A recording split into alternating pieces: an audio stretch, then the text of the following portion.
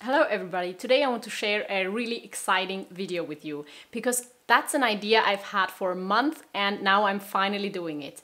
I have no idea what the outcome is and I'm just going to see. Today I want to figure out what my minimalist sustainable wardrobe statistics are. Today I want to find out how much of my wardrobe is secondhand versus bought new. How much of it is vegan versus not vegan? How much of it contains like microfibers and synthetic fibers or is only made of natural fibers? And how much of it have I had for a really long period of time versus has only been here for less than a year? I have no ideas what the outcome is. Of course, I kind of know, or I have a few feelings. I think most of it is secondhand. I think a part of it is vegan, but maybe there are a few non-vegan things I know. I think most of it has no microplastics and no synthetic fibers. I think a good part is actually younger than 1 year because I know myself and I like to exchange things in my wardrobe. But I want to see how much it is and I will show you right now. So this is my current wardrobe and this is everything I own besides shoes, which I'm not gonna talk about today in this video. I am going to link you the video where I talk more about the individual pieces in the cards and down below in the description. But today we are just going to talk about these things, and I am removing the underwear just because I think it would be too complicated, but I'm going to talk about that in the end.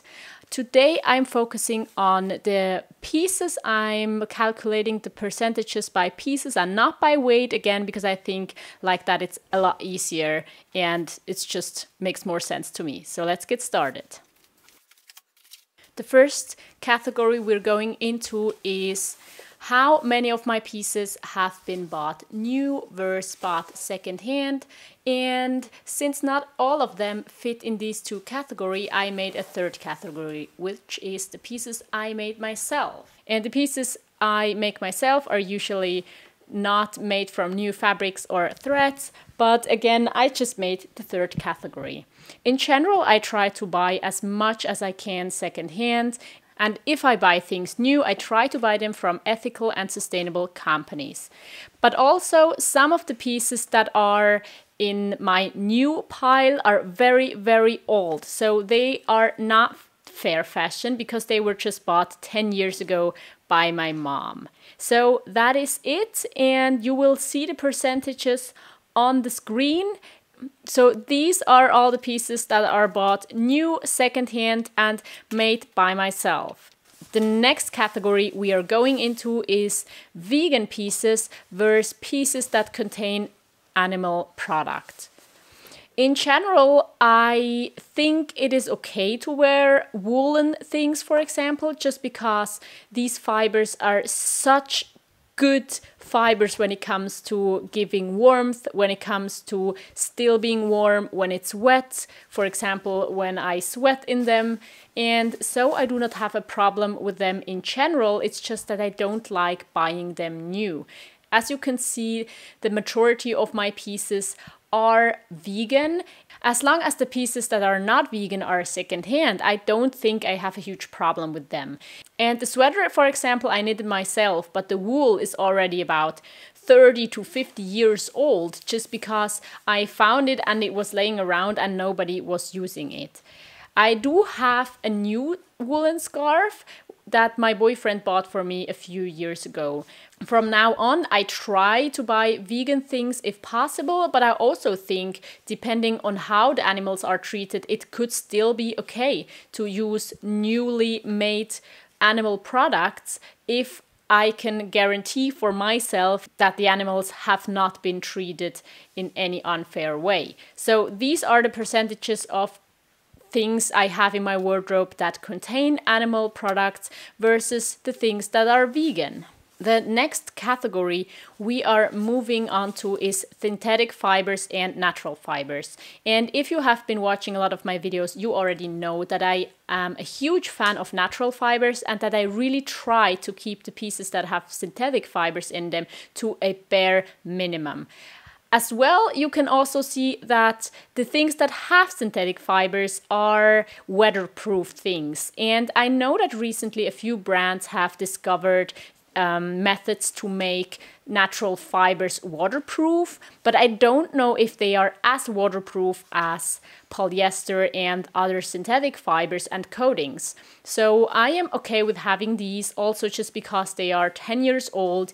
And the other piece that is there containing synthetic fiber is my bikini.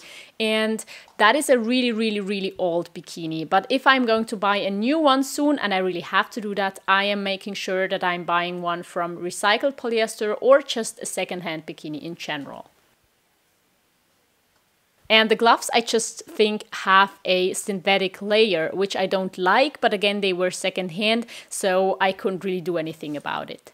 So that's it. These are the pieces that are made from synthetic fibers versus natural fibers. And even though that looks like a lot, I think it's just a few pieces. The next category is one I just added while filming this video because I thought it would be really fun to see. And this category just means things that are still as I bought them, where I have done nothing to them but just worn them, and the other part is pieces that I have altered, fixed or made myself. For me, usually it happens that a lot of pieces are quite good but they are not really perfect. So I do like to alter my jeans, for example, because usually they are too wide and I have to take them in so they fit me without using a belt, because I don't really like using belts if it's possible to avoid them. So I do like to dye things. For example, I've dyed one t-shirt with avocado skin, and I also like to make things entirely from scratch by myself. Another thing I like to do is just fixing my things or altering them a bit so that I like them better. Of course, you can still see that I have a lot of things that I haven't altered. Also, there are some pieces that aren't even that easy to be altered. I think if I would try to do anything about the ski pants, I would maybe just ruin them. Or a knitted sweater is really hard to alter without making it fall apart. So that are the percentages of things I altered, fixed, made myself, or that are just as I bought them, mostly secondhand. The next category we're going into is whether the pieces I have been around for longer than a year, or if I have just added them recently during the last year. Now, ideally, my wardrobe would almost only contain pieces that are older than 1 year, or I would just like to wear all of my pieces for as long as possible until they fall apart. But because I am a minimalist, I go through pieces quite rapidly. So a lot of things I can't actually wear for longer than 1 or 2 years because they are just falling apart more quickly because I wear them all the time. Another thing is that I like to perfect my wardrobe as much as possible, and I do like that about myself, and I also do not like it because it's just so much change. I'm never really satisfied. I'm always hunting for the perfect pieces, and that is also one of the reasons I have so many pieces in that pile that is younger than 1 year. And a part of it is just my color scheme change. So I wanted to change the colors in my wardrobe because I thought I had a lot of colors that didn't look good on me. And the other part is just things, again, that were not in a good condition anymore, or that I just realized I didn't need, or that did take up too much space, or that were not as versatile as I thought. So on my hunt for the perfect pieces, I do exchange quite a bit of my wardrobe on a regular basis. For example, that sun hat, I haven't worn a hat for many years, and now just recently decided to add one because I think it's more convenient than the solution I had before. So that is the percentage of the things that are new in my wardrobe and the things that have been there for more than a year. Now I wanted to talk about my underwear real quick. All of my undies are bought new from sustainable brands, and all of them have some synthetic fiber to them. Only that one pair is old. All of my bralettes are given to me by a friend, and unfortunately they are entirely made out of synthetic fibers, but that's just what works for me right now.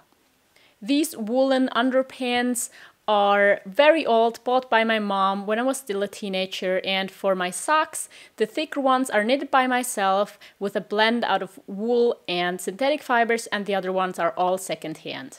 So that is it for my wardrobe, and now I will just put everything in again. In general, I try to have a sustainable and minimalist wardrobe. I try to have the least amount of pieces for the most occasions possible. So I do keep ski pants as well as summer shorts, as well as a bikini, sun hat and winter gloves in my wardrobe. And I know my wardrobe is really tiny, but it's just what I need to go from one wash to another. That is what I do at the moment. I know it's gonna change in the future, but I think that's part of life. So I'm totally okay, and you can just see the moment in time right now where that is my wardrobe. So that's it. These are the statistics of my extreme minimalist sustainable wardrobe. Were you surprised? And let me know how it is in your wardrobe. I would be really interested in knowing what your values are when it comes to your clothing, and I think you should be able to see the values in your wardrobe. So let me know what you pay attention to if you bring new items into your wardrobe, and if you were surprised if you end up like checking your wardrobe to see what the kind of clothes are that are in your wardrobe. If you like this idea, let me know, and also let me know if you have similar topics or things I should show you about my minimalist wardrobe. And if you want to see more videos, I'll link you an entire playlist about my wardrobe and another video right here, and I hope to see you next time. Bye!